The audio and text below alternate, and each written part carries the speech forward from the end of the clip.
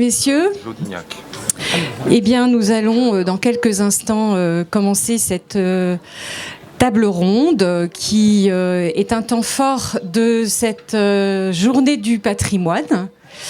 Bienvenue à tous donc à cet après-midi qui, comme l'an passé, combine tout à la fois le forum de nos associations pour montrer aux Graillanais et aux Médocains alentours l'activité associative de notre village, et donc un très grand merci aux associations qui ont bien voulu tenir un stand. Également, bienvenue pour ces journées du patrimoine, et la commune de Graillan et l'Hôpital, depuis 3 ans, fait des journées du patrimoine sur la thématique patrimoine naturel et patrimoine culturel. Et nous avons commencé il y a 2 ans par les étangs de la Barreire, qui était tout à la fois un lieu environnemental, mais aussi l'histoire, la pêcherie de la commanderie de l'hôpital.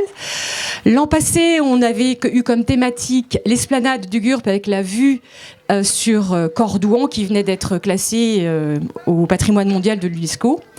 Et aujourd'hui, les épreuves de cet été, qui perdurent encore aujourd'hui avec les incendies, nous ont spontanément conduit à penser à faire une journée du patrimoine sur la forêt, donc la forêt, patrimoine naturel et culturel. Alors nous sommes très honorés de la présence de Stéphane Lebot, on dit, voilà, qui est conseiller départemental et qui s'est joint à nous aujourd'hui, ainsi que de la présence des élus de Thalais, le maire, merci monsieur le maire, Franck Laporte, et son premier adjoint qui est là, monsieur Bernard. Voilà. Et évidemment, un immense merci aux participants de cette magnifique table ronde sur le sujet de la forêt, notre patrimoine naturel et culturel. Je vous demande, mesdames et messieurs, donc d'accueillir les participants. En tout premier lieu, Nicolas Braz, lieutenant-chef de la caserne des pompiers de Soulac. Et c'est lui qui nous a sauvés du feu cet été. Je vous demande de l'ovationner.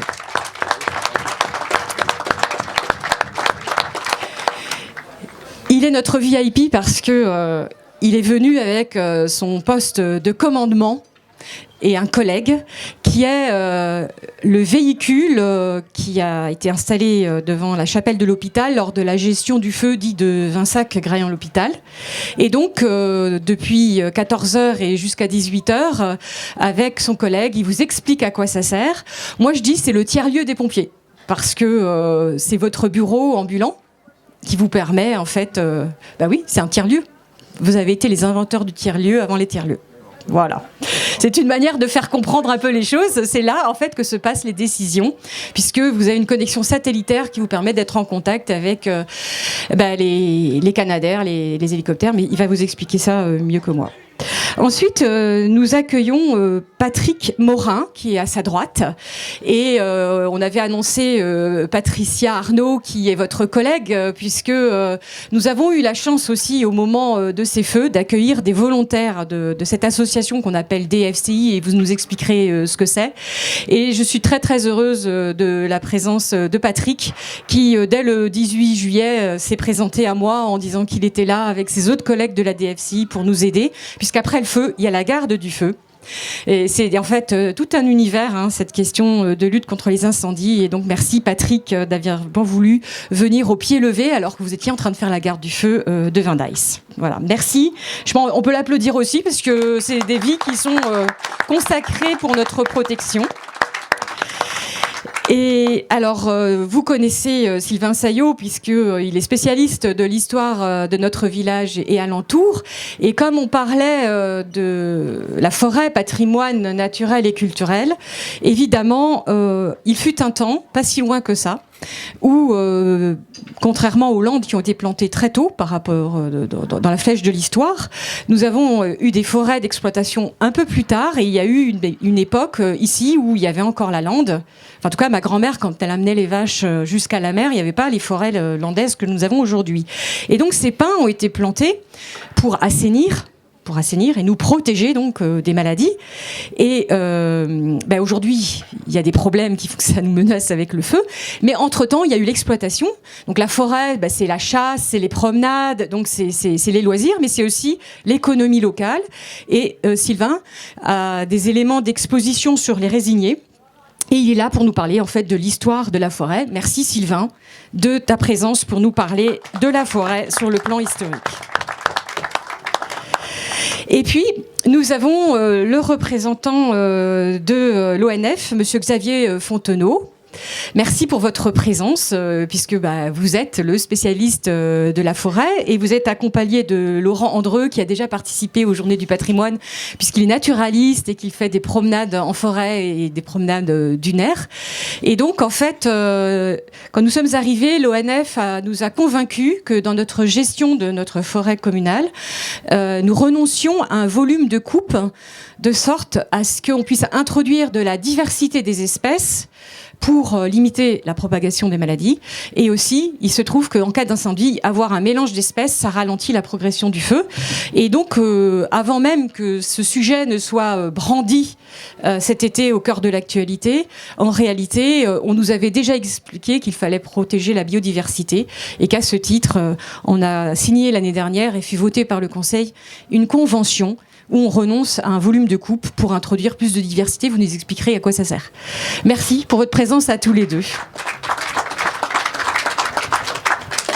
Et nous avons aussi la présence du premier adjoint, Laurent Béliard, qui est de métier pompier forestier. Donc c'était l'homme de la situation, j'ai envie de dire cet été. Mille merci Laurent de ta présence avec tout le monde dans cette gestion de la crise, puisque le fait que tu connaisses et la forêt et la lutte contre l'incendie a permis d'avoir de très belles relations avec tous les acteurs qui ont lutté contre le feu. Donc merci à toi pour ton investissement. Et puis on a pu découvrir quel était ton métier, donc on est assez épatés.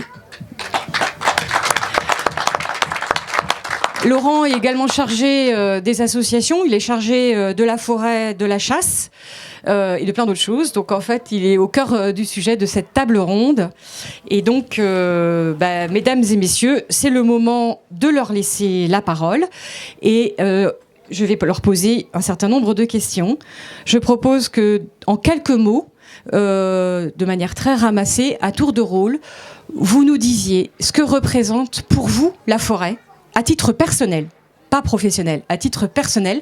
Si en 1 minute, vous aviez à nous dire, pour vous, c'est quoi la forêt, eh bien, qu'est-ce que ce serait ? Les questions n'ont pas été préparées, je vous le dis. Nicolas. Elles auraient dû peut-être. Donc bonjour à tous. Avant de répondre à votre question, Madame la maire, merci de me recevoir. Et surtout, au-delà de mettre en lumière les sapeurs-pompiers qui ont été là tout l'été, j'aimerais plutôt remercier la coopération qu'on a pu avoir avec tous les acteurs de la forêt, parce qu'on pense aux pompiers, mais il y a tous les acteurs qui sont autour de moi, et grâce à qui on a pu arriver à terme de ces incendies. Alors, à titre personnel, médocaine de pure souche, habitant Saint-Laurent, avec un grand-père bûcheron et carrassonnier. Donc j'étais immergé un peu dans l'activité forestière et des acacias et des pins, puisque mon grand-père également procédait au gémage à l'époque. Donc très attiré par cette activité de sylviculture, mais aussi par le patrimoine écologique que ça peut amener. Donc si j'en fais mon métier, c'est pas par hasard aussi, même si j'ai commencé en région parisienne, il y a beaucoup moins de bois, à part le bois de Boulogne. Il y a celui de Vincennes aussi, c'est vrai. Mais c'est vrai que je suis très attaché à ce patrimoine et qu'on met en péril, je m'aperçois au fil des années, par manque d'entretien, mais ça je pense qu'on pourra en parler au fil de l'eau. Merci. Oui, bonjour à toutes et à tous. Patrick Morin. Mais moi, la forêt, ça a été toute ma vie professionnelle. J'ai toujours travaillé en forêt. Après la tempête, je me suis tourné vers l'acacia pour faire des piquets de vigne. Avant, je faisais des piquets de vigne en pin. Et voilà, donc moi, toute ma carrière professionnelle, ça a été la forêt. Ma vie, c'est la forêt. Je suis né en forêt et je continue encore à travailler en forêt. Bonjour, Xavier Fontenot. Eh bien, moi, la forêt, c'est tout simplement ma passion depuis tout petit. Depuis que j'ai 7-8 ans, très tôt, j'ai commencé à planter des arbres. J'étais passionné par les arbres, j'avais envie de découvrir. Et donc, j'ai décidé d'en faire mon métier. Et la forêt et toutes les missions qu'elle peut représenter, voilà, j'adore ça. C'est aussi simple que ça. Bonjour Laurent, moi la forêt, mon papy m'a mené en forêt, il m'a appris des chansons alors à boire mais aussi des chansons de forêt, donc j'ai appris tout petit. Et puis pour moi la forêt c'est un lien générationnel que les anciens nous transmettent et qu'on doit transmettre aux futures générations. Et j'y amène mes enfants, j'y ai amené mes enfants et maintenant j'y amène mes élèves en tant que formateur des milieux naturels aussi à la maison familiale de Saint-Isan. Voilà.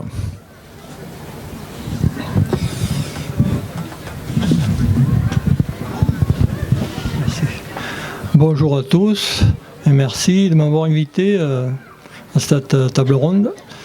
Moi, la forêt, j'y suis né, parce que je suis né à Graillan et l'hôpital. Mon père y travaillait, il a été résigné pendant 20 ans. Mes grands-parents y travaillaient aussi. Mes oncles, j'avais un oncle garde forestier. Je l'ai toujours connu, enfant j'accompagnais mon père dans la forêt, donc très tôt j'ai été confronté à cet environnement. Et puis c'est un endroit que j'aime parce que pour moi j'aime aller me promener en forêt avec mon chien et c'est un lieu où je me détends, où j'oublie le reste. Voilà, tout simplement.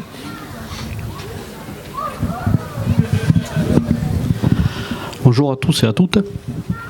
Moi aussi, je suis un peu comme Sylvain, je suis né à Graillan, donc au milieu de la forêt. J'adore la forêt depuis tout petit. Mon père aussi a travaillé en forêt puisqu'il relevait la résine. J'habite pas très loin aussi du GURP, il faut que je vienne tous les jours au GURP voir la forêt et la mer. Je ne peux pas m'en passer. J'ai fait sapeur-pompier professionnel forestier pour protéger la forêt aussi. Et c'est une forêt qui est magnifique, il faut vraiment la protéger. Pour nous, parce qu'on vit aussi là toute l'année, mais aussi pour nos touristes qui viennent l'été. Voilà, préservons-la.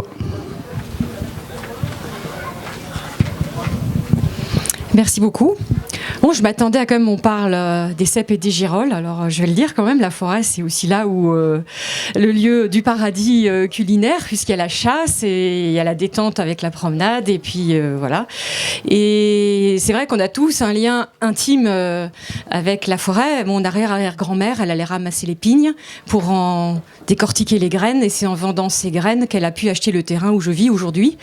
Donc c'est dire si le lien à la forêt est très puissant pour chacun d'entre nous. Et je suis sûre qu'on aurait tous une anecdote à dire quel est notre lien profond avec la forêt. Et là, on parle de la forêt, notre paradis. Et cet été, on se rend compte que le paradis peut devenir un enfer. Et donc, comment est-ce qu'on peut faire pour nous protéger de ces immenses incendies qui ont ravagé la Gironde et qui continuent de le faire? Et avant même de donner des conseils, est-ce que vous voulez bien repréciser, lieutenant, quel est le rôle des pompiers? Avec Patrick aussi nous dire quel est le rôle de la DFCI, puisque c'est des rôles de coopération. Comme vous le disiez, c'est un travail ensemble. Il y a aussi l'Office de la biodiversité qui intervient sur les feux pour essayer de comprendre d'où viennent les déclenchements d'incendies. Donc effectivement, c'est un travail de collaboration. Est-ce que vous voulez bien, messieurs, nous expliquer le rôle de chacun avant de donner des conseils ou de nous expliquer et ça nous donnera l'occasion de parler de la biodiversité. Alors avant tout, comme tout risque naturel, il y a deux pans. Il y a le pan préventif, qui est à mon sens presque le plus important et où il faut mettre des moyens abondants. Et après, il y a l'aspect curatif où on vient épauler nos collègues pour éteindre les incendies. Je vais faire la lumière plutôt sur notre intervention dès que le feu est installé. Pourquoi ? Parce que la précocité de notre intervention, c'est l'enjeu le plus important. Plus on prend le début de l'incendie tôt, moins il se développe et plus on peut l'endiguer. Au-delà de ça, on a des moyens techniques beaucoup plus élaborés qu'autrefois. Si je fais un retour en arrière sur les feux de 49, alors vous n'avez pas peut-être connu les feux de 49, mais les feux de 49, c'est quand même un point d'étape important dans notre région, puisque 50 000 hectares avaient brûlé sur les Landes de Gascogne et au-delà, 82 morts à l'époque, et surtout très peu de matériel, des matériels qui étaient plutôt récupérés de la guerre avec les GMC qu'on avait recyclé. Aujourd'hui, vous voyez avec les engins que j'ai amenés avec mon collègue, c'est déjà des engins de pointe. Et surtout, au-delà des moyens terrestres, on a aussi l'appui aérien. Alors je sais que ça fait polémique en ce moment au niveau de l'État, puisque on est en dette un peu de moyens aériens, mais je veux dire que ça devrait aller mieux, puisque l'entreprise Bombardier du Canada va relancer la production des Pélicans, des Canadair. Pourquoi je vous dis ça? Parce que sincèrement, l'appui aérien est primordial. Puisque dès qu'on peut endiguer la tête du feu avec un moyen aérien, nous au sol après on est plus à même de rentrer en contact avec le feu et surtout qu'il y ait de moins d'accidents avec nos personnels. Ça, c'était un peu le côté actif de notre mission. Le côté passif de l'intervention, je laisserai à M. Morin l'expliquer, puisque c'est son intervention une fois qu'on a passé le feu éteint et où notre collaboration est très importante. Mais en amont de ça, il y a quand même l'aspect préventif. Alors, je ne sais pas si vous avez une question après, Madame le maire, sur l'aspect préventif de la forêt. Et pour moi, c'est le primordial avant la catastrophe. Et j'aimerais mettre en lumière aussi le débroussaillement.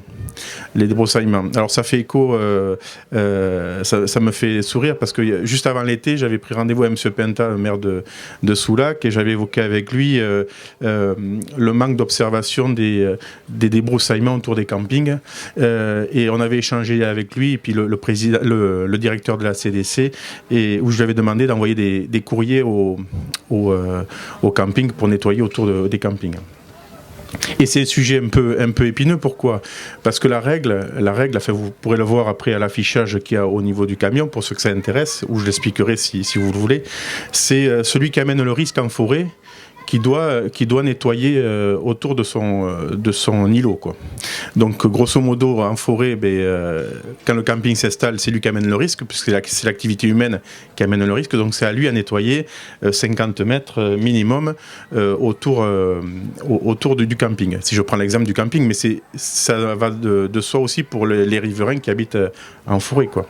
Alors ces 50 mètres de nettoyage en sous-bois de broussailles, c'est le minimum, je vais dire. Monsieur et Madame les maires peuvent demander de nettoyer à 100 mètres si le risque est prépondérant. Donc ça, c'est la première activité. Et on s'aperçoit que souvent, celui qui amène le risque se préoccupe pas de nettoyer autour de chez lui. Donc ça, après, celui qui peut prendre le risque, c'est le propriétaire de la forêt, qui se dit, si celui qui amène le risque ne le fait pas, je vais quand même le faire aussi pour protéger mon gagne-pain pour ceux qui sont sylviculteurs ou le patrimoine forestier. Ça, c'est une étape qui peut être intéressante. Et quand ni l'un ni l'autre ne veulent nettoyer, il y a le représentant de l'État sur sa commune, c'est le maire ou la maire. Et c'est ce que j'expliquais à M. Penta avant l'été, c'est-à-dire qu'à un moment donné, il faut se substituer aux obligations des deux propriétaires, faire les travaux forestiers de nettoyage et envoyer la douloureuse à qui va bien. Et ça, c'est toujours sensible quand on commence à arriver à cette étape-là. C'est pour ça que je vous dis que faire de la prévention, et ce que je veux... Envoyer un courrier, les pompiers passer dans les différents endroits, ça peut améliorer les choses. Alors j'espère, dans notre malheur, qu'avec les incendies qu'on a vécus, il va y avoir une prise de conscience à la fois des institutions comme les campings, mais également aussi des collectivités, puisqu'il y a des maires qui sont venus me voir en me disant mais oui, nous aussi on est propriétaires de bois et on voit bien que des fois ils ne sont pas forcément nettoyés comme on l'aimerait.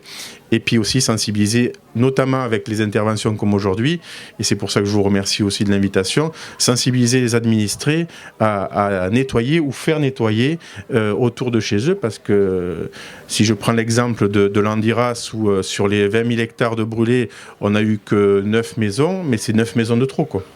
Et on s'aperçoit que ces 9 maisons étaient proches de l'interface forêt. Et que voilà, donc je pense que la prévention, et pour terminer, pour pas prendre la parole à tout le monde, la prévention, je pense que c'est pour la forêt quelque chose de primordial. Voilà. Voilà, donc moi je suis président de 2 associations syndicales d'FCI. Alors c'est Association syndicale autorisée de défense des forêts contre l'incendie. Ces associations, elles ont été rendues obligatoires le 28 avril 1945 par l'ordonnance préfectorale de mise en valeur du territoire des Landes de Gascogne. C'est-à-dire que toutes les communes de Gironde, de Landes, de Lot-et-Garonne, comprises dans ces périmètres, on a constitué des ASA de DFCI. Le but de ces ASA, c'est de faire des travaux de prévention. Travaux de prévention, d'une part, moi ce que j'ai fait sur mes 2 ASA, c'est de mettre des panneaux tout feu interdit, pour faire voir aux automobilistes, d'une part, qu'ils ne doivent pas jeter par la fenêtre le mégot de cigarette. D'autre part, on fait des travaux d'aménagement de la forêt pour permettre aux pompiers d'accéder le plus facilement et surtout le plus rapidement possible pour éteindre un incendie. Donc par des pistes, des demi-pistes. On fait également, il faut de la ressource en eau pour éteindre les feux, des points d'eau, des forages. Alors on disait qu'auparavant, un point d'eau pour 500 hectares, ça suffisait. Et là, on s'est aperçu qu'avec ces conditions climatiques, il va falloir augmenter le nombre de points d'eau. Il va falloir un point d'eau pour 250 hectares, aussi bien un point d'eau qu'un forage. Après, ce que nous faisons, le lieutenant en a parlé, c'est quand le feu est déclaré éteint par les pompiers. Alors la surveillance du feu, c'est le maire qui est responsable de sa commune, et le maire a le pouvoir de réquisition, donc il réquisitionne les ASA de DFCI pour assurer la surveillance de ces incendies. Chose que nous faisons avec nos citernes, on s'est équipé de cuves mobiles ou de pick-up, et donc on passe fumeron par fumeron ensuite pour éteindre, pour éviter les reprises. Voilà, je pourrais continuer après s'il y a d'autres questions, expliquer le fonctionnement de la DFCI. Voilà. Merci beaucoup pour ces éléments. C'est vrai que, au-delà des échanges, après, vous aurez tous la possibilité de parler avec les intervenants, soit près du camion, soit près des grilles où sont exposés des documents pour préciser les choses. Et puis, je laisserai aussi un temps à la salle, pour poser les questions. Donc, la forêt, là, on vient de parler des incendies, comment on fait pour la protéger, mais avant d'en arriver là, il y a toute une vie de la forêt, notamment par l'exploitation. Je propose qu'en quelques mots, Sylvain, tu nous parles de l'histoire de la forêt et que ensuite, messieurs, vous nous parlez de l'avenir de la forêt, puisque avec le bouleversement climatique, les questions de changement des conditions d'exploitation de la forêt changent, on doit s'adapter. Donc c'est assez logique qu'on parle un peu du passé, comment on vit de la forêt, qu'est-ce qui a permis de se développer sur notre territoire grâce à la forêt. Et puis l'alerte par l'Office national des forêts et Laurent qui est naturaliste sur comment fait-on pour que avec le réchauffement climatique et le dérèglement climatique plus exactement, on protège le mieux possible cette forêt. Donc d'abord Sylvain et ensuite vous deux. La forêt des Landes, ou qu'on appelle la forêt landaise ou des Landes de Gascogne, s'étend sur 2-3 départements, c'est-à-dire la Gironde, les Landes, sauf le sud, la Chalosse, tout ça n'en fait pas partie, ce sont des terres plus fertiles. Une partie du Lot-et-Garonne. Elle représente grosso modo 1 million d'hectares aujourd'hui. C'était autrefois, donc la plupart de cette surface était une zone désertique faite de landes, de marécages. Il existait quelques forêts naturelles, donc comme la forêt usagère de la Teste, par exemple, bon, qui a brûlé. Il existait quelques autres petits massifs dans les Landes, et je crois qu'il existait quelques sur les montagnes, qu'on appelle les montagnes, ce sont les dunes, des grandes dunes, quelques vieilles forêts sur les montagnes de Lacanau. Voilà, donc qui ont été exploitées à l'époque, avant le XVIIIe siècle. Il existait déjà des gens qui exploitaient la résine. Voilà. Mais par la suite, des personnages éclairés qui ont voulu améliorer le sort des habitants qui étaient victimes de ces marécages par une espérance de vie précaire causée par des fièvres, des maladies dues aux moustiques, des fièvres paludéennes, voilà, donc qui décimaient la population par épisode, par saison, des maladies saisonnières, mais qui revenaient. Il fallait également essayer d'assainir ces marais pour rendre la région plus attractive, plus civilisée, disons. Donc quelques personnes comme l'abbé d'Esbier ou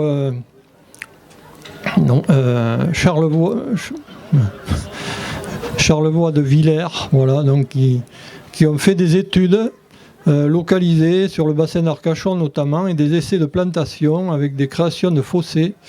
Ça a bien marché, et c'est Nicolas Brémontier, donc qui va un peu prendre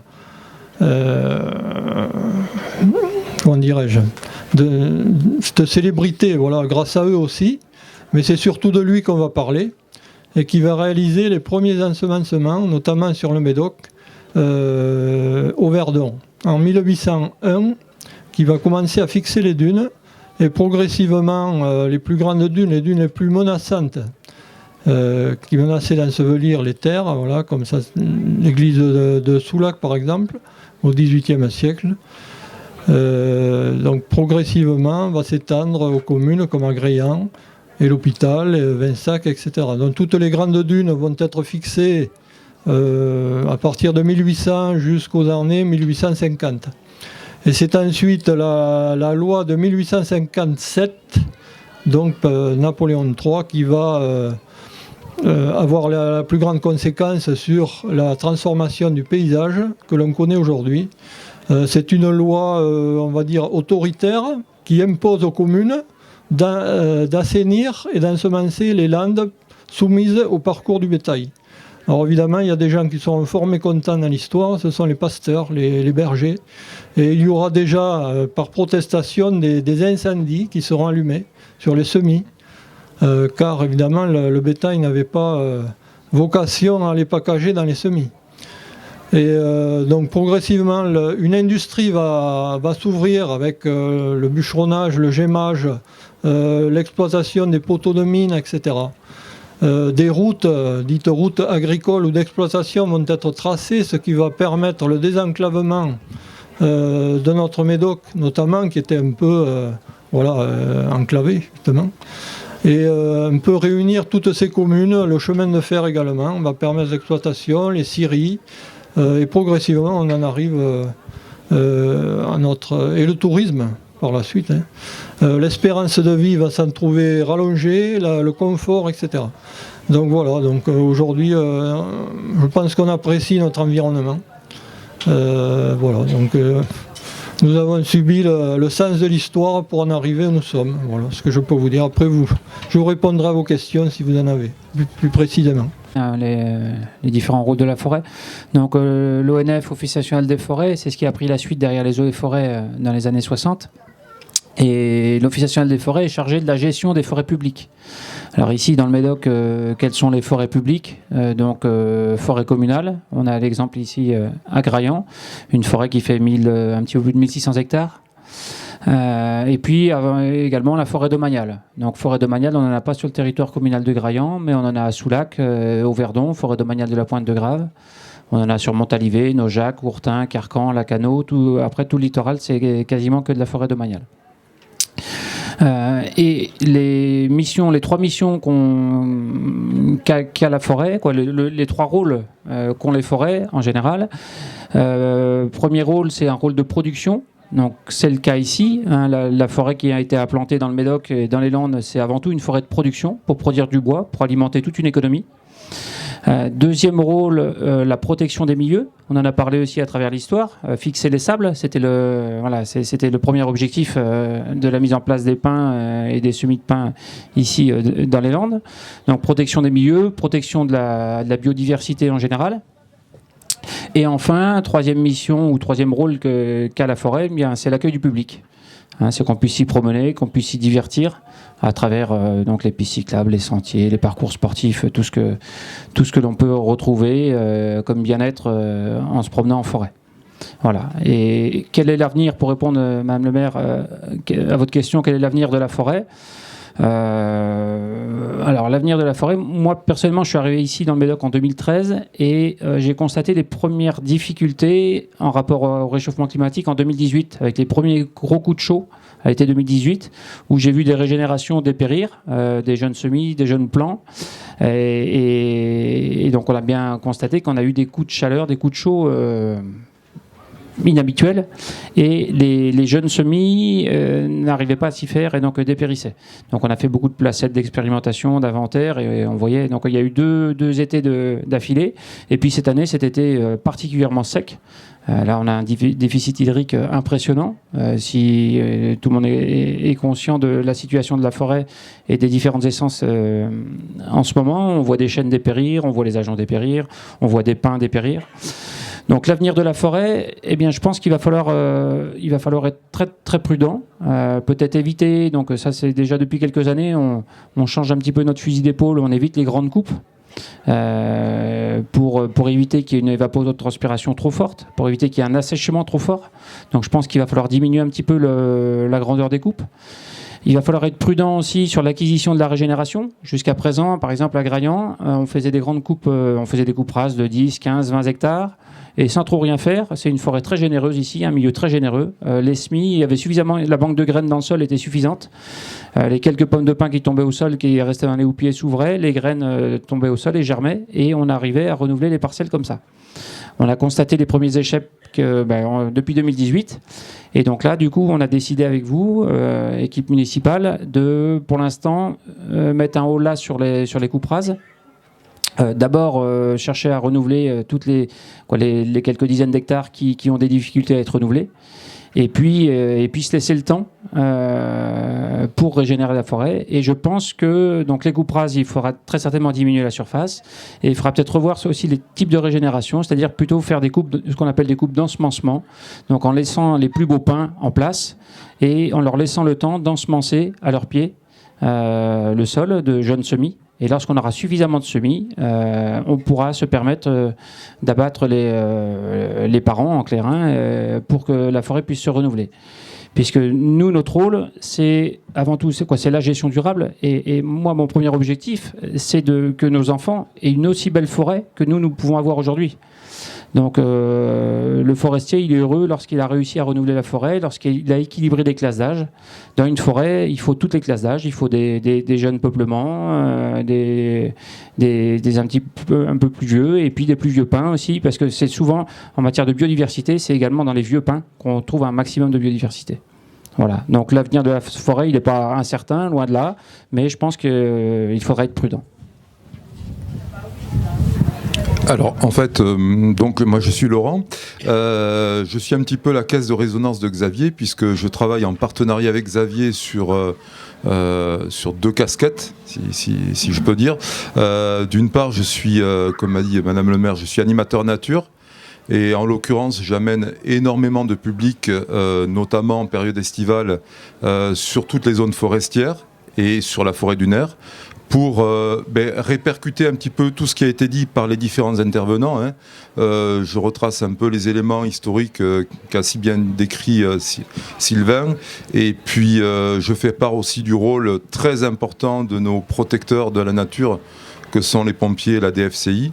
Évidemment, j'aborde la biodiversité avec eux et on parle aussi de la thématique du devenir des forêts. Avec une forêt, c'est comme une famille. À la limite, on s'aperçoit que plus il y a d'individus différents et plus ils sont mieux outillés pour résister aux parasites ou voire être des agents freinateurs des incendies. Et je transmets aussi auprès de mes élèves tout ce qui a été dit ici, de manière à ce que les générations futures soient sensibilisées par notre magnifique forêt.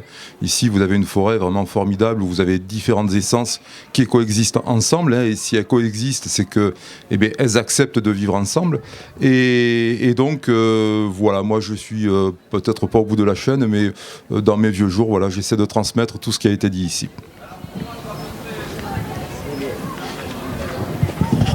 Merci beaucoup. Et peut-être autour de cette question du futur de la forêt, Laurent Béliard, en tant que pompier forestier et premier adjoint depuis 2 ans dans la commune, on ne s'attendait évidemment pas à vivre les incendies de cet été. Mais au-delà de ça, on connaît la valeur de la forêt. D'abord parce qu'on a un camping qui profite de ce cadre magnifique. Il y a le centre naturiste de Ronade qui prospère parce que là aussi, il y a un cadre paradisiaque. C'est aussi le paradis des chasseurs, c'est le paradis des randonneurs. Donc pour nous, en fait, la forêt, elle est dans tous les dossiers. Et donc, en fonction de ton métier et de ton expérience de premier adjoint, est-ce que tu peux récapituler en quelques mots qu'est-ce que nous, à Graillon-l'Hôpital, nous souhaitons faire pour protéger la forêt ?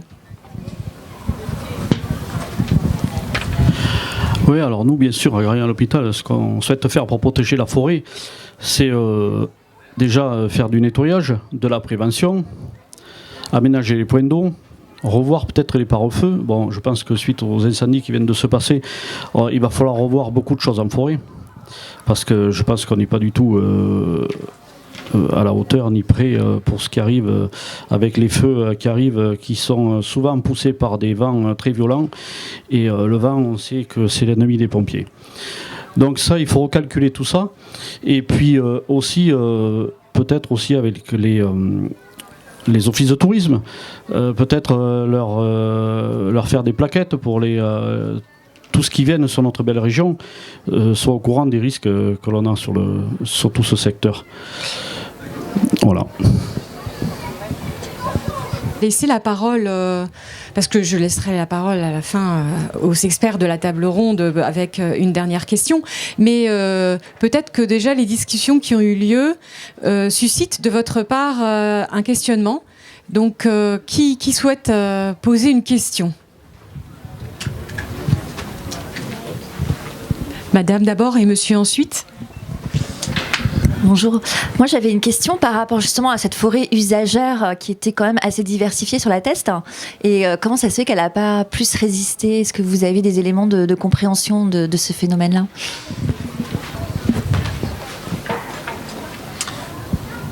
Alors, je vais peut-être répondre en premier. Le problème des incendies, c'est que leur constitution, leur développement est multiparamétral. D'accord ? Il y a bien évidemment l'essence qui est à l'intérieur des forêts. Il y a également tout ce qui est topographie avec la dune ou le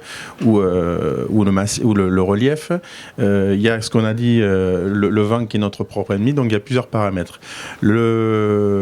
Un des paramètres, ce que disait Laurent tout à l'heure, à prendre en compte, c'est un massif forestier, il faut qu'il soit entretenu. D'accord ?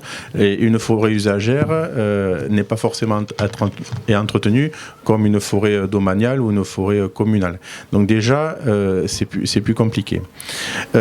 Autre chose, c'est que la forêt usagère de la Teste, notamment si je reviens sur cette zone géographique, c'est une forêt qui a été gémée, qui a été exploitée et pour lequel on lui a enlevé une partie de l'essence de l'arbre. Et le problème de ces arbres qui ont été gémés, c'est qu'ils ont le tronc creux. Et s'ils ont le tronc creux à cause du gémage, la densité du bois n'est pas comme un pain plein et brûle plus facilement. Donc il y a plein de paramètres comme ça qui malheureusement nous limitent dans nos techniques d'extinction. Il y a la dune aussi qui était juste à côté, une dune du Pilat de 100 mètres.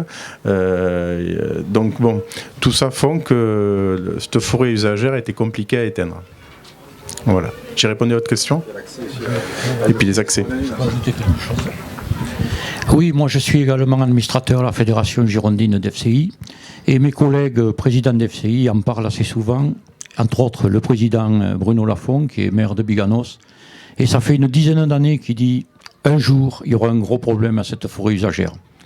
Cette forêt usagère, on n'a jamais pu créer de piste, de demi-piste, on n'a jamais pu la quadriller.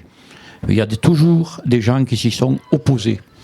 Voilà, donc voilà aussi le résultat. Cette forêt était pratiquement impénétrable.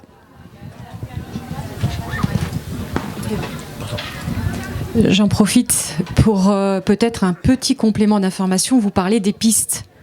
L'existence des pistes, elle résulte de quelle décision à un moment donné? Quand est-ce qu'il a été décidé de faire des pistes? Et je pose une deuxième question en même temps, puisque tous les deux, lieutenant et vous, monsieur le président de la DFCI, il y a une technique girondine de l'attaque du feu qui n'est pas celle des autres pompiers, puisque nous avons eu l'immense honneur d'avoir des colonnes qui arrivaient de toute la France.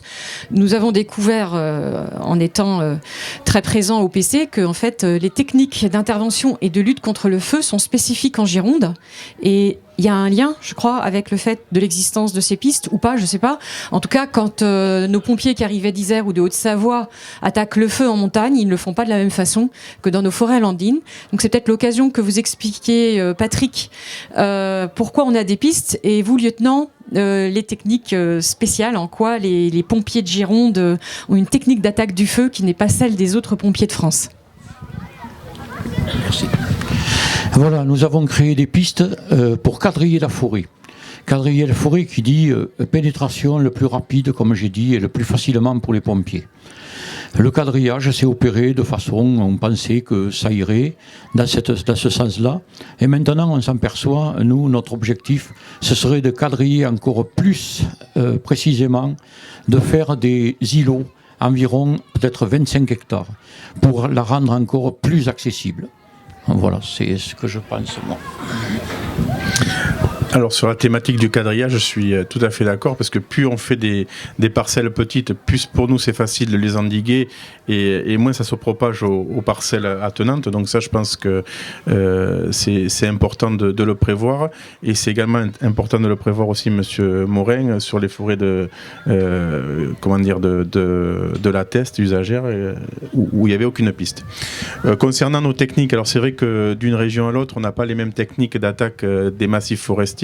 D'une part parce que c'est pas la même topographie, on n'a pas les mêmes vents, on n'a pas le Mistral ou la Tramontane ici, enfin pas encore, donc on n'a pas la même topo, on n'a pas les mêmes vents, on n'a pas les mêmes des fois engins.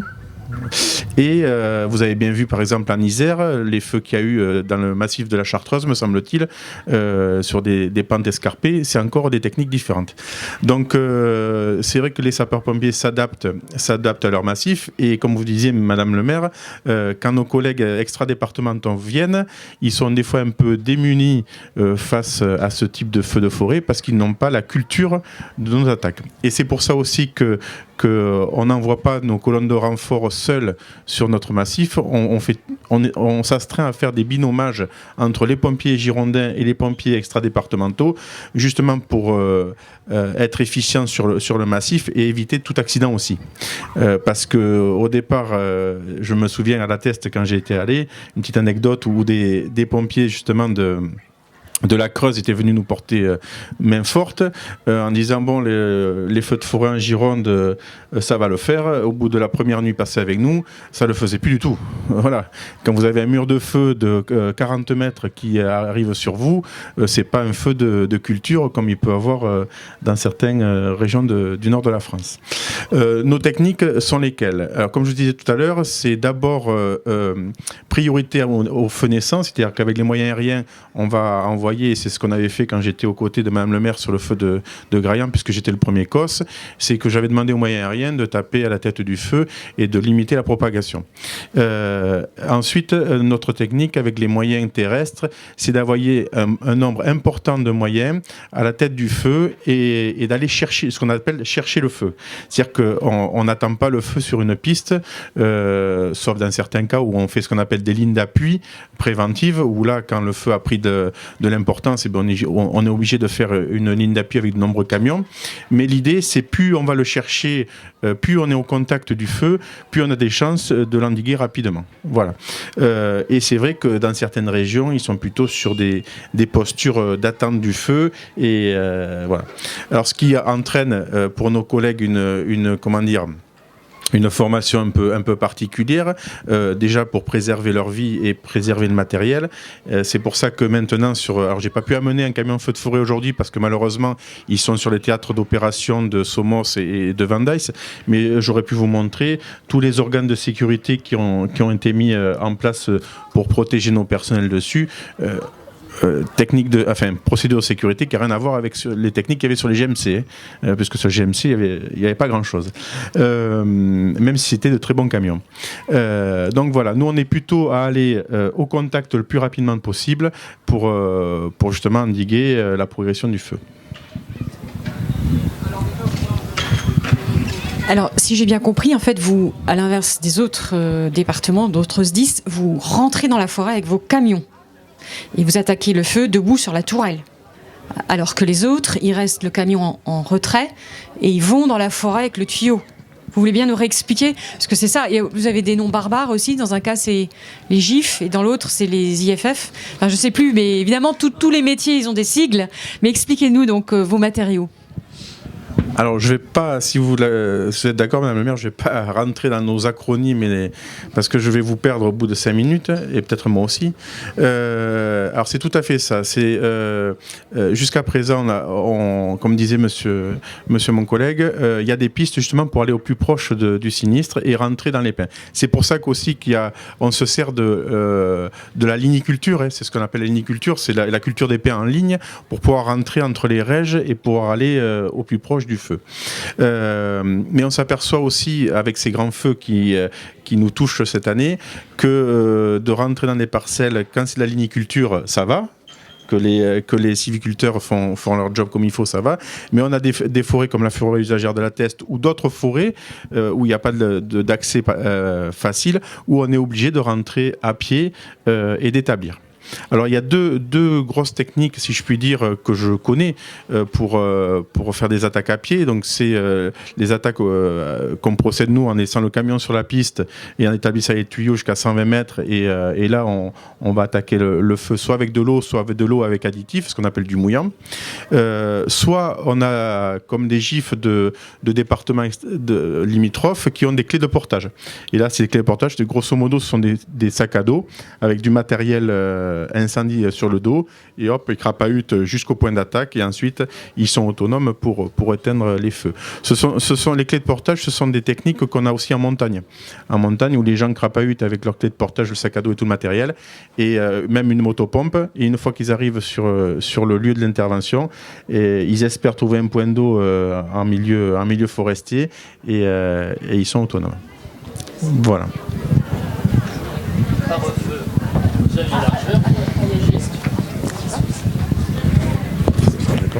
Oui, ma question concerne la fonction de M. Béliard. Il a été présenté comme étant un pompier forestier. Or, j'ai lu dans le journal du Médoc ce week-end que ce corps des pompiers forestiers avait disparu à une certaine époque. Et bon, ça rejoint un peu ce qui a été dit tout à l'heure par le sapeur-pompier de Soulain. C'est-à-dire qu'il y a une spécificité là qui n'a pas été visiblement maintenue, que vous essayez de corriger. Voilà. Donc ma question, c'est pourquoi ce corps des sapeurs-pompiers forestiers a disparu? Et deuxièmement, quand on regarde les médias actuellement, on voit des pompiers qui s'expriment au niveau national en disant on n'a pas de moyens, il nous faut des moyens. Et est-ce que vous avez souffert en fait de cette pénurie de moyens localement?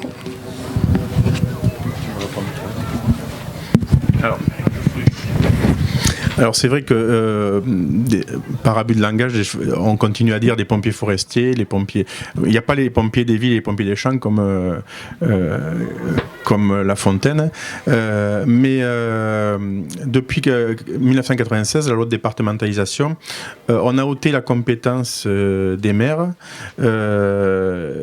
qui étaient patrons sur leur commune pour tout ce qui était défense incendie. Jusqu'en 96. Et en 96, l'État a voulu constituer une entité administrative, un établissement public, le SDIS, Service départemental d'incendie et de secours, et qui permettait de faire la gestion administrative et des moyens de tous les centres de secours du département. Et à l'époque, en 96, il y avait donc les pompiers communaux, il y avait les pompiers du district, du bassin, de Libourne, et il y avait les pompiers forestiers, ce qu'on appelait les pompiers DFCI. Voilà. Comment ? Les petits hommes verts. Moi, en 94, sans faire le vieux briscard, quand je suis rentré pompier volontaire à Saint-Laurent, 94, c'était encore les pompiers forestiers. Donc j'ai connu un petit peu cette période. Mais l'idée, c'était de regrouper toutes ces entités pour faire un établissement public plus fort, qui a occasionné aussi quelques crispations avec les élus locaux, et ce que je peux entendre, hein, et avec les incendies de cet été notamment, et j'en suis fortement content, on peut resserrer les liens avec les différentes collectivités locales, mais voilà, administrativement, ce qui s'est passé en 96. Alors ça a mis du temps, parce qu'il y a des communes qui n'ont pas lâché prise tout de suite.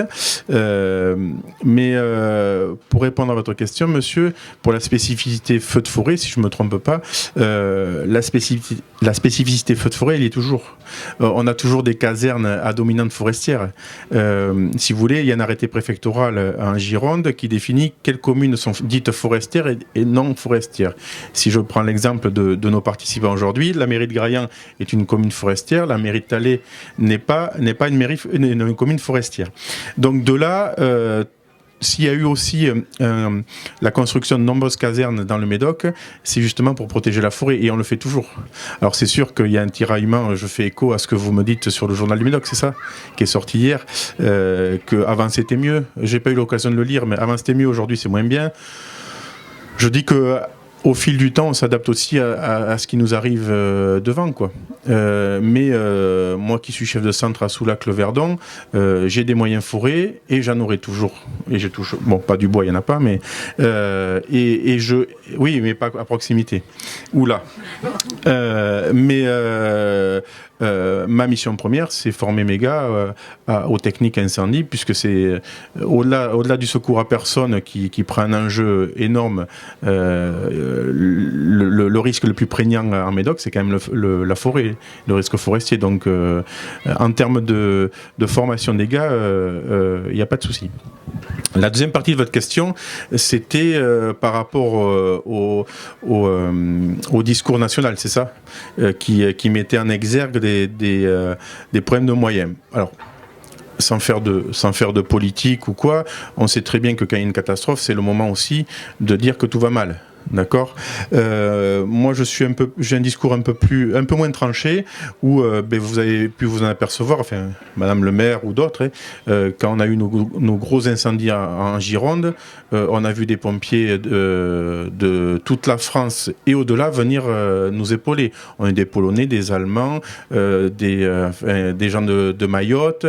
Enfin, tout le monde est venu à notre rescousse.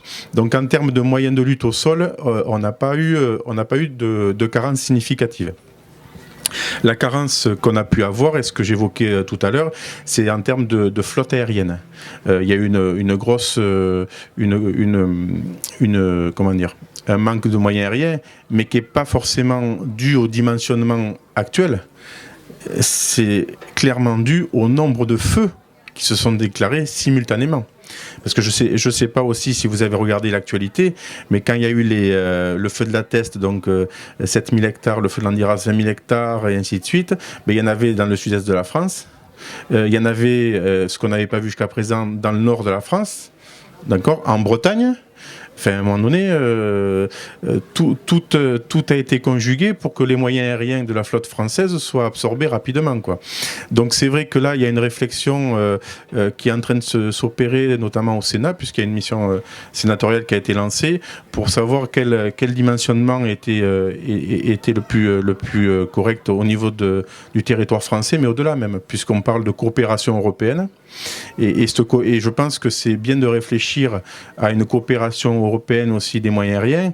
Alors non pas parce que je suis d'origine portugaise, je pense aussi à mes collègues au Portugal et dans la péninsule ibérique qui tous les ans ont des feux très importants, mais on voit bien que les feux qu'on a vus dans la péninsule ibérique ou quoi sont en train de remonter. Parce qu'avant, on n'avait pas des gros sinistres en Gironde comme ça, quoi. Donc là, de regarder le prisme des moyens aériens au niveau européen, je pense que c'est une bonne chose, et surtout ça fera moins mal aux contribuables, parce qu'à titre d'exemple, la construction d'un Pélican, donc un Canadair jaune que vous voyez, souvent qui sont à deux, c'est 35 millions d'euros pièce. Voilà, 35 millions d'euros pièce. Donc si on voulait acheter une flotte uniquement franco-française, ça ferait un fort investissement, quoi. Est-ce que j'ai répondu à votre question, monsieur ? Oui.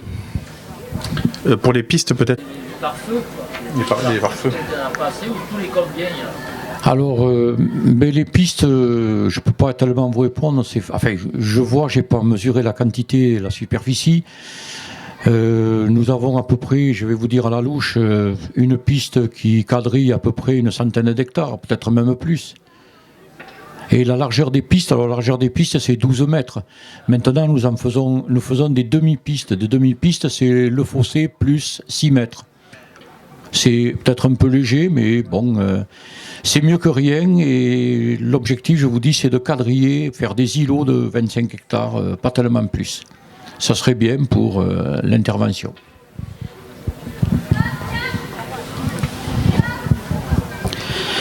Oui, on vous a affiché sur les panneaux qui sont là, affichés sur les arbres, les plans de la commune avec dessus, vous avez toutes les pistes. Donc vous pourrez voir que c'est bien quadrillé sur la commune. Sauf dans le secteur dunaire, où la plus haute dune sur la commune est quand même fait 40 mètres de haut, qui se situe à la Bion, où on a le château d'eau. Et un peu en bordure de la zone entre le Gurp et la Négade, où on a des dunes qui font 20 mètres, où on a des chemins qui relient toutes ces dunes. Mais on est quand même, vous regarderez la carte, c'est bien quadrillé. Après, je voulais revenir aussi sur les feux de forêt. On a aussi des tours de guet sur le département de la Gironde, qui est assuré suivant le risque forêt de 11h à 19h, voire plus s'il y a des feux de forêt. On en a un sur la commune de Graillan qui se situe juste derrière ici, là, à 800 mètres à peu près. Et il y en a un aussi sur la commune de l'Espar, sur la commune de Vendaïs, ce qui permet de localiser un feu de forêt très rapidement, puisqu'ils ont du matériel de visée qui s'appelle une alidade. C'est pour faire une visée. Donc ils visent la fumée, ils le passent par radio, et avec 2 ou 3 regroupements, on arrive à savoir exactement où se trouve le feu. La commune, le secteur, et si c'est bordure de piste, bordure de route, s'il y a des maisons avec les plans que l'on a à la caserne, et on peut envoyer des moyens rapidement. Donc c'est quand même très efficace.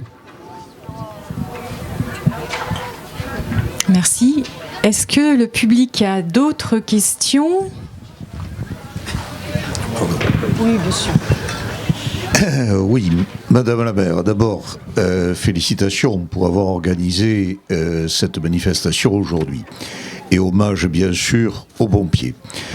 Si vous me le permettez, je voudrais faire part compte tenu de mon âge, de 3 choses. D'abord, j'ai 3 expériences de régions différentes. Ensuite, j'ai vu des évolutions, des changements, quelquefois des progrès, pas toujours, mais si je peux me permettre, sans être un homme de la forêt, je voudrais évoquer un peu tout cela. Alors à propos de la forêt, je dis aux Graillanais quand même que lorsque j'étais gosse, que je venais en vacances à Thalès, les Graillanais allaient chercher des huîtres à Thalès, mais les Thalésiens venaient chercher les pignes à Graillon. Et combien de fois je suis venu avec mon oncle charger des pignes dans la forêt de Graillon, où il y avait des vaches à l'époque. Bien, je referme la parenthèse. Donc, 3 expériences de territoire où il y a eu des feux de forêt. Territoires méridionaux. Je suis né dans le Gard, dans les Cévennes, limite des Cévennes. Cévennes, c'est-à-dire un pays assez montagneux, avec beaucoup de forêts, en particulier de châtaigniers, et dans les années 50, disons, peu de moyens. Dans la ville où je suis né, à Alès, dans le Gard, qui était une ville industrielle, le seul camion qui était, disons, capable d'aller en forêt avec de la réserve d'eau, c'était le véhicule utilisé par la commune pour nettoyer les rues. C'était donc il devait faire 5000 litres. C'était un Latil à l'époque qu'utilisaient les pompiers. C'était l'arroseuse municipale qu'utilisaient les pompiers pour aller en forêt. Moyennant quoi, et j'ai cru comprendre que c'était toujours une tradition, moyennant quoi les pompiers gardois, et en tout cas de cette zone, pratiquaient beaucoup les contre-feux. Parce qu'ils n'avaient pas des moyens matériels, ou pas suffisants en tout cas, ils pratiquaient les contre-feux, et apparemment c'était efficace. J'ai connu aussi beaucoup, puisque j'ai vécu plus de 40 ans, les Alpes-Maritimes et le Var, avec des feux particulièrement intenses, particulièrement importants, et des matériels qui, dans les années 70-80, étaient évidemment beaucoup plus évolués, et des matériels tout à fait différents de ceux qui existaient ici. Ici, il y a eu la génération GMC, j'y reviendrai. Là-bas, les GMC n'avaient aucune efficacité, il fallait monter dans des petits chemins de collines ou autres.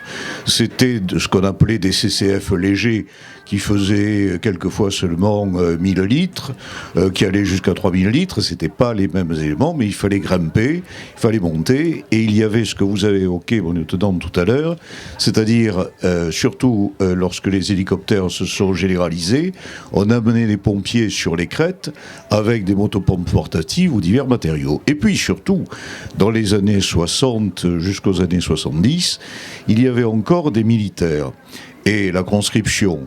Et donc, j'ai connu des grands feux dans la région de Fréjus qui étaient attaqués par des militaires qui avaient seulement des branchages. Des branchages. Bon, passons.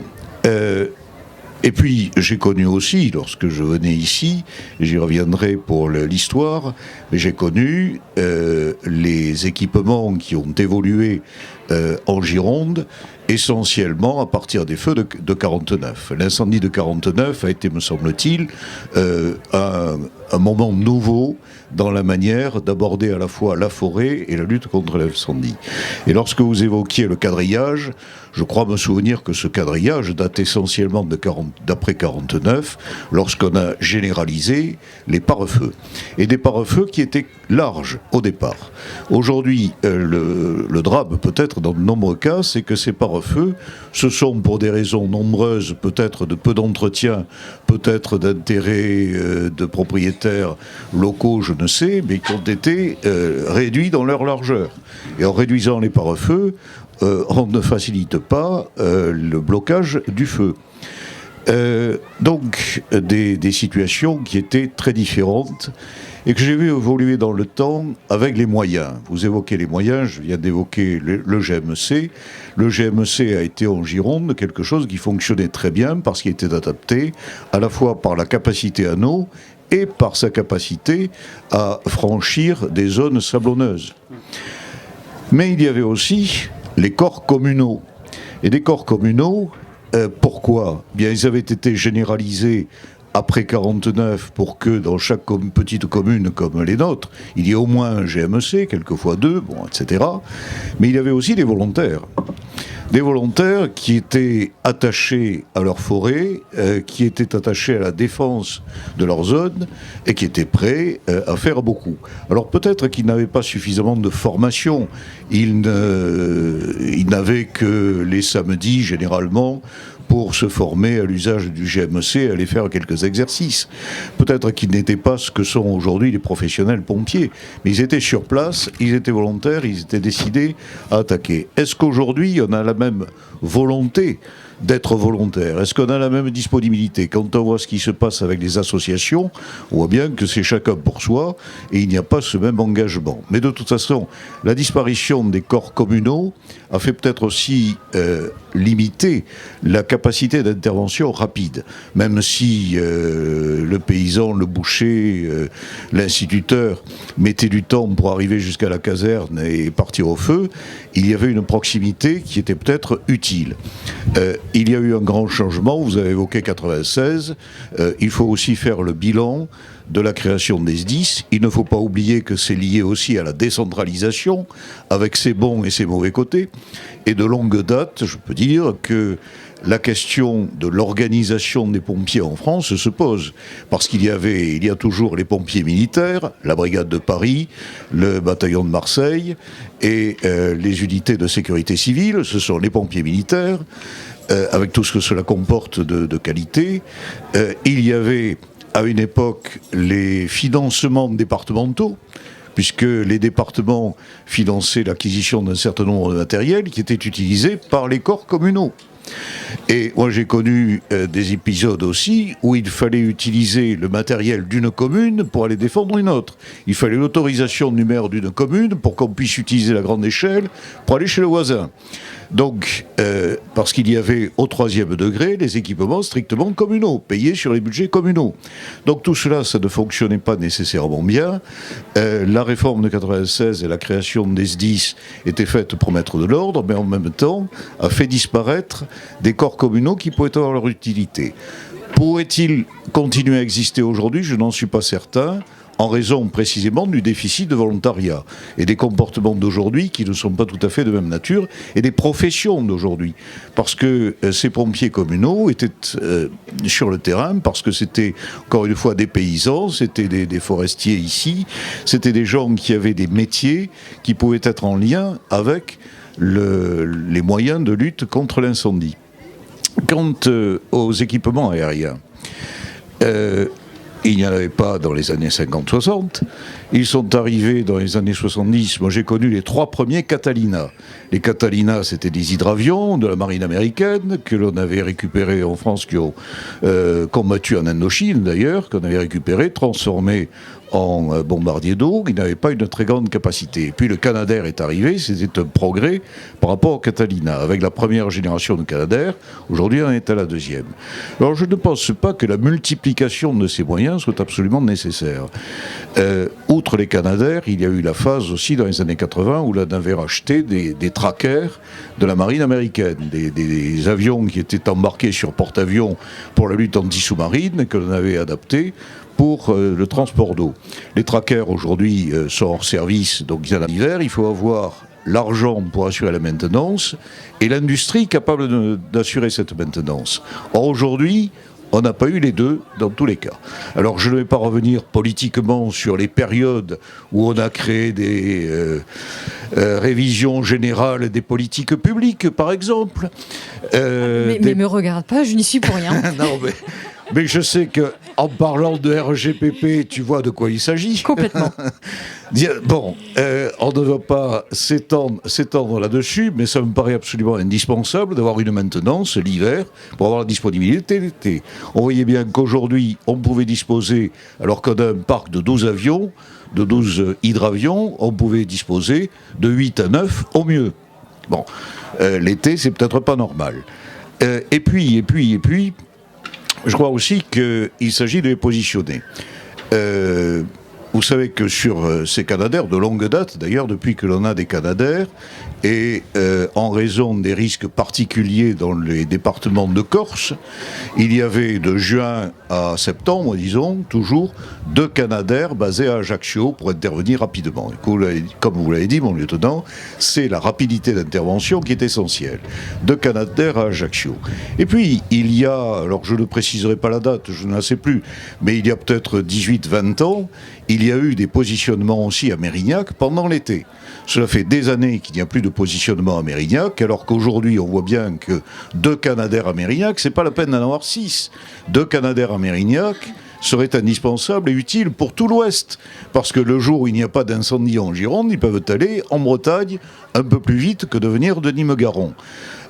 Alors, à l'origine, les avions étaient basés à Marseille, à Marignane, mais avec l'augmentation des moyens, avec le trafic aussi de Marignane et la libération de la base aéronavale de Nîmes-Garons, on les a basés à Nîmes, et à Nîmes, ils sont très bien localisés par rapport au sud-est. Mais il faudrait que l'été, il y en ait 2 à Mérignac. Ça a été fait à certains moments. Pendant 1 ou 2 ans, il y en a eu. On peut le faire et il pourrait intervenir sur l'Ouest.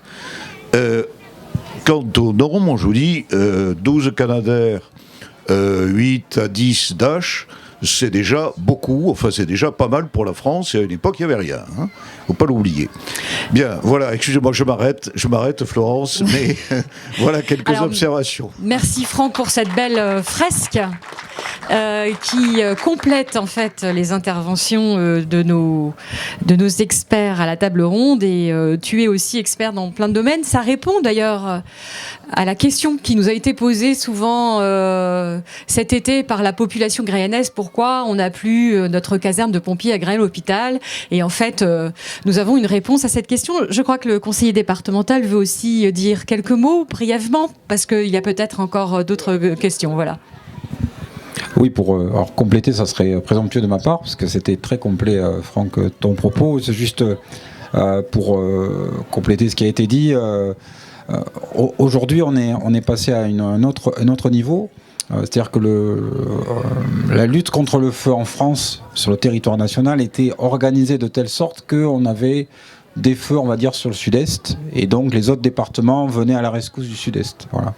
Cette année, on a eu des feux aux 4 coins de l'Hexagone, et comme l'a dit le lieutenant, il a fallu faire face. Et on n'a pas un système de lutte contre l'incendie national qui est prévu aujourd'hui et suffisamment dimensionné pour faire face sur tous les fronts au niveau national. Enfin, c'est mon avis, quoi.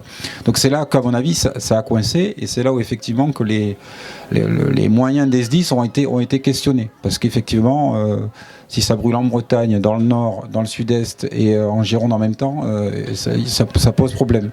Donc c'est en ça qu'effectivement le président Anglaise a notamment posé la problématique du calcul des financements des SDIS, où on s'est arrêté aux populations de 2002, enfin la population de 2002, et on a pris 400 000 habitants depuis, donc il manque un petit peu d'argent dans le pot. Et sur les moyens aériens, vous avez parfaitement répondu. Alors, moi je pense que si on en avait un petit peu plus, ce serait pas mal. Il y a une réflexion, je sais, qui est faite au niveau européen, a priori d'après ce que j'ai entendu, d'augmenter la flotte aérienne au niveau européen, et de travailler à la coopération avec le Portugal, l'Espagne et la Grèce, qui ont effectivement connu des feux de cette ampleur-là, pour effectivement voir comment on peut affiner nos techniques de lutte. Et après, il y a un volet qu'on a un petit peu abordé, mais je pense qu'il faut, à mon avis, qu'on mette l'accent notamment sur notre département, c'est la prévention. C'est la prévention dans le public. Et le risque incendie de forêt, ici, chez nous, il n'a pas été très porté, quoi. Enfin, je veux dire, jusqu'à présent, ça brûlait dans le sud-est. On regardait ça à la télé. Ah oui, ça brûle encore en Corse ou dans le sud-est. Mais chez nous, on n'avait pas trop l'habitude, effectivement, de ce risque feu de forêt qui était porté par l'ONF ou par d'autres. Mais dans le grand public, c'était pas très, très porté. Donc je pense qu'il y a un gros travail à faire de ce côté-là. Il y a un gros travail à faire aussi dans tout ce qui est culture du sapeur-pompier volontaire, parce que je pense que ça s'est perdu un petit peu au fil de l'eau, et qu'effectivement, et ça pour le coup, la culture communale qu'on avait avant, on l'a perdue, et je pense que ça aussi, ça fait partie de la citoyenneté. Enfin, moi je considère que c'est partie de la citoyenneté, tout comme la DFCI, parce qu'on n'en a pas trop parlé, mais je pense que la DFCI, ça a gardé ce côté communal, pour le coup, ça a un petit peu remplacé, et je pense que le bénévolat qui est aujourd'hui porté par les propriétaires pour ce qui est de la DFCI, et peut-être à élargir un petit peu aux citoyens qui ont envie de se former et d'être mobilisables ce jour-là, d'avoir un petit corps de volontaires par commune pour effectivement prêter main forte aux sapeurs-pompiers. Enfin, il y a des modèles à inventer, mais je pense qu'effectivement il faut qu'on travaille ce risque incendie vraiment à l'école, enfin un petit peu partout, pour dire qu'on est tous concernés, quoi. Voilà. Tout de suite. Merci beaucoup. Je vais laisser le mot de la fin aux différents intervenants. Ah, vous aviez encore une question, madame ? Allez-y. Oui, vous avez montré là tout à l'heure une carte où effectivement il y avait le quadrillage de la forêt. Pour avoir été dans le camion des pompiers tout à l'heure, j'ai vu effectivement des cartes et bien évidemment j'ai regardé où j'étais. J'ai vu, je suis à Euronat, j'ai vu effectivement qu'il était bien tracé toutes les rues sur Euronat. Tout le bâti n'y était pas. Donc comme les rues y étaient, ça ne m'a pas paru être quelque chose de problématique. En revanche, j'ai regardé sur Vinsac, et il me semble que sur Vinsac, alors je connais pas toutes les rues et tout, mais ça fait quand même plus de 10 ans que je suis là, il y a eu beaucoup de bâtis, et je suis pas sûre de l'avoir vu. Donc ma question, comment est-ce que vous mettez à jour tous ces documents-là ? Parce que la date de la carte était 2021. Et moi, je sais que la carte que j'ai vue ne ressemble pas à l'état de 2021. Donc la question est par rapport au bâti. La question concerne les cartes qui sont dans le PC de commandement. Voilà. Lieutenant, il n'y a que vous qui pouvez répondre. Alors, je vais répondre à votre question. Entre la ressource terrain et la ressource cartographique, vous le voyez quand vous aviez les cartes de la France, il y a toujours un décalage. On n'est pas plus fort que les autres. De ce côté-là, il y a toujours un delta entre la réalité et la cartographie. Pourquoi ? Parce que des fois, il y a des constructions qui se font et qui ne sont pas remontées aux communes. Et quand bien même les communes en sont destinataires, il faut que la ressource nous revienne à nous et qu'on fasse une mise à jour cartographique. Alors, la ressource papier, elle est fondamentale pour nous parce que c'est un support important. Par contre, je ne sais pas si mon collègue vous a montré dans le PC, on a des fonds de cartes numériques. Et ces fonds de cartes numériques sont mis à jour plus régulièrement parce que ce sont des photos prises par le satellite. Et c'est un peu comme Google Maps, je ne sais pas si vous connaissez. Voilà. Et même Google Maps, quand vous regardez, il n'y a pas l'instantanéité de... Voilà, la piscine de votre voisin, elle n'y est pas forcément encore. Donc il y a toujours ce petit décalage, mais somme toute, malgré tout, on a quand même l'image à peu près réelle de ce qu'on a. Alors pour pallier des fois ce manque de données, cette différence de données entre le terrain et la carto, ce qu'on fait dès qu'on arrive, alors je parle quand moi j'arrive sur un feu, tout de suite, qu'est-ce que je vais voir ? Je vais voir si justement il n'y a pas de décalage entre la carte et le terrain. Ça me permet de voir s'il y a eu des constructions, s'il y a eu des voies de marquées, ainsi de suite. Donc ça nous pose pas trop de problèmes. Et surtout dans la cartographie que vous avez vue, puisque vous faisiez un état de la zone de Ronat. Oui, enfin Vinsac. Enfin, c'est qu'après on a ce qu'on appelle des zooms. Vous avez eu une cartographie générale, et ensuite suivant les endroits, notamment Euronat qui est un point sensible, ou le camping du Gurp qui en est tout autant, on fait des zooms. Et quand on fait le zoom, vous savez bien qu'on voit plus de détails et plus d'éléments. Donc c'est sur ces zooms, c'est ce qu'on appelle les zooms 4 ou zoom 8 pour nous. On arrive à voir l'aspect bâtimentaire beaucoup plus précisément. Après, si je peux me permettre, je réponds à monsieur le conseiller départemental. Au-delà de tout ce que vous avez dit en préventif et en prévention qu'il faut faire, il y a aussi l'éducation des gens. Alors, je dirais que c'est pas forcément à nous de faire l'éducation des gens, mais quand vous voyez que, je vais vous donner une proportion, l'initiation des feux de forêt, c'est 98 à 99%, 98%, c'est l'activité humaine, quoi. Le mythe de la bouteille de bière qui est restée en forêt et qui, sous l'inclinaison du soleil, met le feu, voilà, pour moi c'est un mythe, quoi.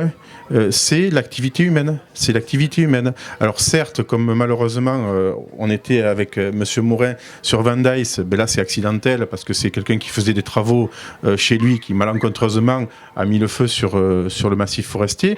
Mais à côté de ça, il faut se dire quand même que c'est un problème d'éducation et un problème criminel. Voilà.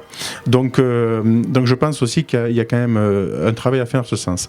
Vous parliez également aussi, et heureusement qu'on a les ASAD et FCI, des gens mis à disposition par les communes pour les épauler. Et ça, je fais un focus sur ça parce que les ASADFC ont de plus en plus de mal à trouver du monde pour les épauler. Et encore cette nuit, j'étais avec le président de Vendice toute la nuit et il me disait heureusement qu'on a nos anciens qui viennent nous épauler parce que c'est compliqué. Voilà. Et quand vous avez des gens de 70-80 ans qui viennent faire la surveillance du feu la nuit, il faut se poser des questions, même si je ne mets pas leurs compétences et en doute, mais voilà, il faut éveiller les consciences de ce côté. Un outil qui peut être mis en place et qui est réglementaire et législatif, c'est les réserves communales de sécurité civile. Donc ça, les communes ont cette possibilité de créer des réserves communales de sécurité civile avec des personnes de tout à chacun et qui se font recenser dans les collectivités et qui, lors des sinistres forestiers ou d'autres catastrophes, ça peut être des inondations ou d'autres risques, sont sollicités par la mairie et mettent les compétences des gens au service de l'intérêt général. Et je reviens sur cet intérêt général. Vous savez, monsieur le maire connaît bien toute l'énergie que je mets pour l'intérêt général, parce que souvent on l'oublie. On est plutôt malheureusement, la société à se regarder le nombril et chacun avance tout seul et on oublie l'intérêt général. Et quand tout à l'heure, je crois que c'est vous, monsieur Lebeau, ou monsieur le maire, disiez que les associations, c'est le volontariat, c'est comme les associations, et bien je peux que confirmer, puisqu'à Saint-Laurent, j'étais président d'une association de théâtre et les gens, certains, venaient consommer de la prestation théâtrale, voilà, sous prétexte qu'ils avaient payé leur cotisation et ne venaient pas pour l'intérêt de l'association. Bon, on a fait le ménage qu'il fallait faire, mais on voit le changement de mentalité. Et pour aller au-delà de ces propos, et je suis tout à fait d'accord, et peut-être que Laurent pourra corroborer mes propos, c'est qu'à un moment donné, le volontariat d'hier que j'ai connu en 94 n'est pas le volontariat d'aujourd'hui. Les gens viennent consommer, viennent chercher quelque chose de très personnel, très individuel, et pas forcément, alors je ne fais pas une généralité, mais c'est ce qui tend à venir. Dans mes effectifs, j'ai des gars sur Soulac et le Verdon qui vraiment sont là pour leur commune, pour défendre le terrain territorial, enfin la zone territoriale. Bon, il y a encore cette fibre, mais on s'aperçoit quand même que, et c'est pour ça aussi que je profite de cet événement pour faire de la promotion du volontariat et pour expliquer aux gens ce que c'est le volontariat, que c'est pas une énième activité de la famille. C'est aussi un investissement citoyen et pour l'intérêt général. Merci. Merci beaucoup, lieutenant. Alors, je propose que chacun des intervenants a un stand qui permet d'avoir un échange sur la base de documents, et ils sont à votre disposition jusqu'à 18h et au-delà. Mais à 18h, la municipalité vous offre le verre de l'amitié, ce qui laisse quand même un bon moment pour discuter avec chacun de nos intervenants. Et moi, je voulais remercier un peu tout le monde, puisque on s'en aperçoit autour de cette discussion que tout repose quand même sur une sacrée organisation. Et pour avoir, alors qui est parfois complètement inconnu, comme le travail que fait l'ONF, les naturalistes, avec les communes, justement pour entretenir les forêts ou initier et prévenir. Ce travail permet, quand il y a une crise comme cet été, de voir intervenir tout le monde, j'ai envie de dire presque comme un seul homme, parce que ça a été une très très belle expérience de solidarité. Et donc comme quoi c'est possible. C'est possible d'avoir le sens de l'intérêt général, parce que malgré la peur terrible que nous avons tous vécue, puisque on n'était plus habitués au feu, enfin en tout cas comme le disait, on le voyait à la télé, mais on n'était pas directement concernés. Là il y a 70 d'entre nous qui ont dû évacuer leur maison. Donc face à cette peur, moi ce que je vois, c'est qu'absolument tous les échelons, tous les étages de cette organisation complexe a répondu présent, sans se poser aucune question, avec une fluidité extraordinaire, que ce soit les institutions, puisque c'était le sous-préfet qui a coordonné un peu la gestion des opérations de secours, pas qu'un peu, beaucoup. Nous avons invité le président du SDIS, Jean-Luc Glaise, à venir voir le feu au moment de la garde du feu. Il est venu, on l'en remercie, parce que c'est important qu'il voit aussi un feu qui a été contenu dans ces premières actions, à l'inverse des drames qui se sont poursuivis à Landiras et à La Teste. Et puis, nous avons découvert toute l'importance, de dire ça, Patrick, parce que beaucoup de gens connaissent l'importance de la DFCI. C'était un peu moins le cas chez nous, puisque nous n'avons pas de matériel DFCI, et que les camions jaunes, qui sont quand même très emblématiques de votre action, et on a été très touchés de mobiliser toutes les communes du Ménoc qui sont venues nous aider pour la garde du feu. C'est donc l'occasion aussi de remercier les communes voisines qui nous ont aidés, les associations, les volontaires, les personnels de la commune, les acteurs économiques, la générosité et évidemment les élus.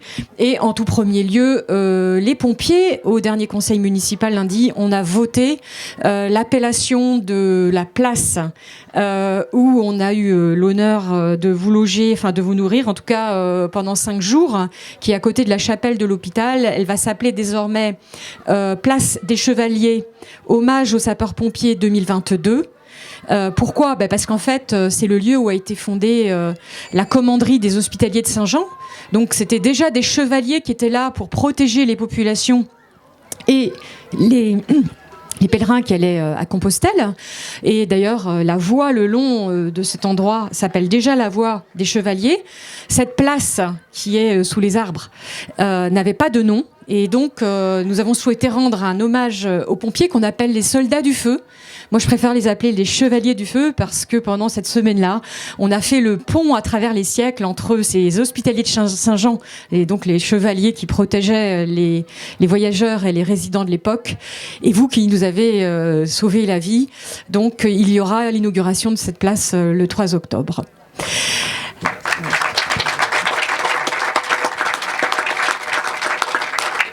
Demain, toute la journée, la chapelle est ouverte, et d'ailleurs dans le cadre des journées du patrimoine. Et donc, je voudrais que l'on termine en laissant la parole aux intervenants avant que vous ne les rencontriez un à un. Je voulais quand même répondre à ce que vous disiez par rapport à la sensibilisation. C'est vrai que la mer, on en parle tout en étant capable de dire attention, il y a les risques de noyade, les baïnes, etc. Et la forêt est un élément très attractif et on n'a pas encore appris à associer des mots de prévention. Nous, on a commencé dès le 18 juillet puisque toute notre communication et nos actions, c'est protégeons-nous, protégeons la forêt. C'est systématiquement sur cette parole-là, protégeons-nous, protégeons la forêt, que nous avançons. On a compris encore plus l'importance de nos actes en faveur de l'environnement depuis 2 ans que nous sommes installés, et notamment dans nos travaux avec l'ONF. Je rappelle qu'on a renoncé à un certain volume de coupes afin de pouvoir introduire une variété dans les plantations et favoriser la biodiversité. On a compris cet été l'importance dans la progression du feu, puisque là où il y avait des semis de pin, ça s'embrasserait très vite. C'est pour ça qu'il y a eu 40 hectares brûlés sur Vinsac. C'était beaucoup de semis de pin. Et à Graillon-l'Hôpital, c'était des sautes. Et ces sautes étaient sur des parcelles privées qui étaient plus mélangées. Et alors elles étaient avec beaucoup de broussailles, hélas. Mais en revanche, elles étaient avec des espèces plus mélangées. Alors on est très loin d'avoir épuisé le thème de la forêt, parce qu'il y a un grand thème qui nous manque, c'est l'imaginaire. L'imaginaire, la forêt, c'est là où les enfants ont peur du loup, il y a les comptines, dans la forêt lointaine, on entend le coucou, il y a toute la littérature, les œuvres d'art, le cinéma, la littérature, oui, la poésie autour de la forêt. Mais ça, c'est une idée pour la bibliothèque, on reviendra peut-être dessus. Mais avant de vous laisser en tête-à-tête avec les intervenants sur leur stand et après autour d'un verre à 18h, je vais laisser la parole à nos intervenants. Demain, après-demain, le public ici va être en famille, à table ou à d'autres occasions. Et ils vont raconter ce qu'ils ont entendu cet après-midi. Et j'aimerais juste qu'en quelques mots, vous leur disiez quel est le message qu'ils doivent passer à leurs proches quand ils vont rentrer chez eux ou quand ils vont demain au repas dominical parler avec leur famille. Et donc on va commencer par les extérieurs de la table et puis on terminera par vous, lieutenant. Donc vous aurez le mot de la fin. Quel est le message que, en quelques mots, vous voulez faire passer? Laurent Andreu, à vous la parole. Alors moi, le message que je fais passer, je le fais passer régulièrement auprès des enfants et des adultes que j'amène en forêt. En fait, c'est tout simplement de garder notre capacité d'émerveillement, parce que cette forêt, elle est merveilleuse. Ce sont des géants qui captent le carbone qui est dans l'air. Et quand on regarde la topographie et la manière dont sont agencés les arbres, cette forêt nous dit beaucoup de choses. Et quand on regarde les petites plantes qui sont les unes à côté des autres, elles ne sont pas là pour rien. Et cette forêt nous raconte énormément de choses. J'en profite aussi pour saluer 2 acteurs qui sont présents dans le public, en la personne de Laurence Dessimoulis, la jardinière des plantes, et puis de mon ami Jean Figared, les étangs de la Barrère. Et je souligne aussi que dans tous les éléments dont on a parlé, il y a aussi celui qui est celui de la pluviométrie, où on a un déficit récurrent en pluviométrie. Jean, à travers ses étangs, peut en témoigner. Et moi, je trouve qu'elle est émouvante, cette pause, ce moment, parce que tout ce que j'ai entendu, tous les hommes et les femmes qui en ont parlé, c'est cette passion pour cette forêt qui, un jour, j'espère, sera transmise à nos enfants. Et voilà, c'est un beau moment.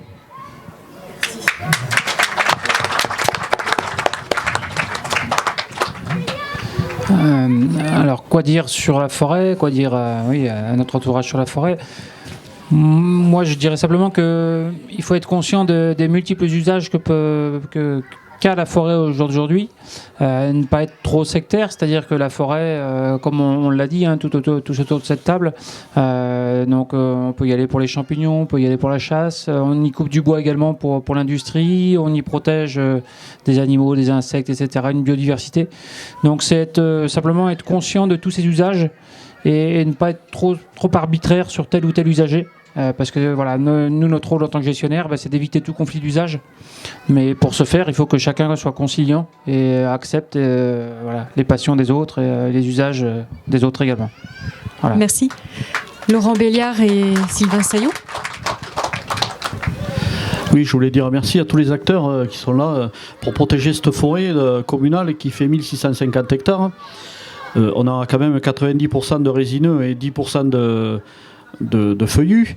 Bon, bien sûr, les feuillus, on va essayer de les préserver un peu plus pour augmenter un petit peu la surface. Mais bon, protégeant notre forêt tout en vous promenant, c'est quand même un bel espace à conserver.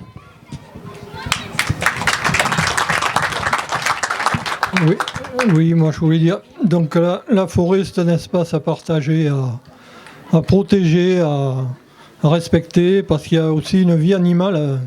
Et je pense à eux, il y a les biens humains, il y a les biens matériels, c'est dramatique, mais il y a aussi tous ces animaux qui ont péri, ceux qui n'ont pas pu s'échapper parce qu'ils sont trop petits, ils n'ont pas eu la... Voilà. Et je voulais rappeler au niveau historique que Nicolas Brasse a parlé du volontariat, que mon père a été sapeur-pompier au CPI de Graillan, au corps de première intervention de Graillan, corps communal, de 1958 à 1992, où il a terminé chef de corps pendant une année. Le corps avait été créé en 1956, et n'oublions pas que les premiers sapeurs-pompiers de ces corps-là ont été des bénévoles, et qui sont devenus ensuite des volontaires. Voilà. Et il m'a expliqué souvent que dans les années 60, 60-70, il y avait un engouement et une mentalité formidable au sein de tous ces corps. Voilà, c'est simplement ce que je voulais dire.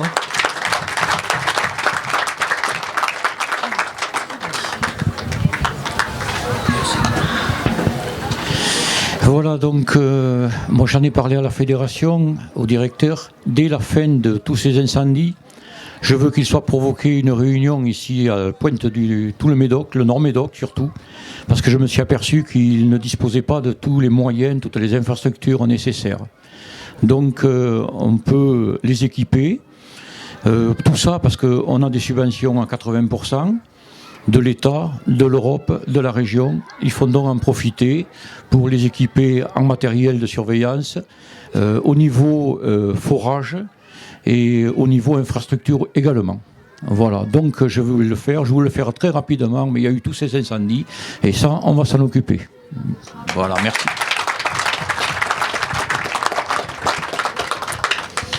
Alors le mot de la fin, puisque j'ai l'honneur.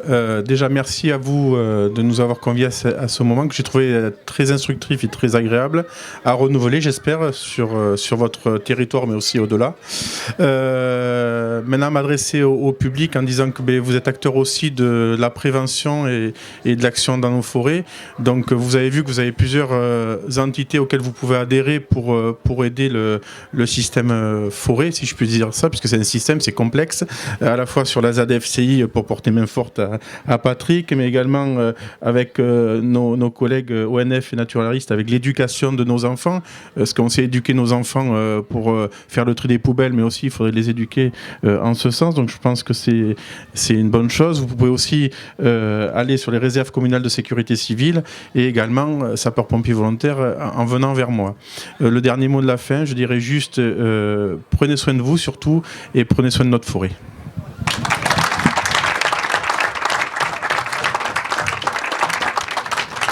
Eh bien, merci au public, merci à chacun d'entre vous pour cette passionnante table ronde. Vous restez à la disposition de chacun autour de vos stands, du poste de commandement.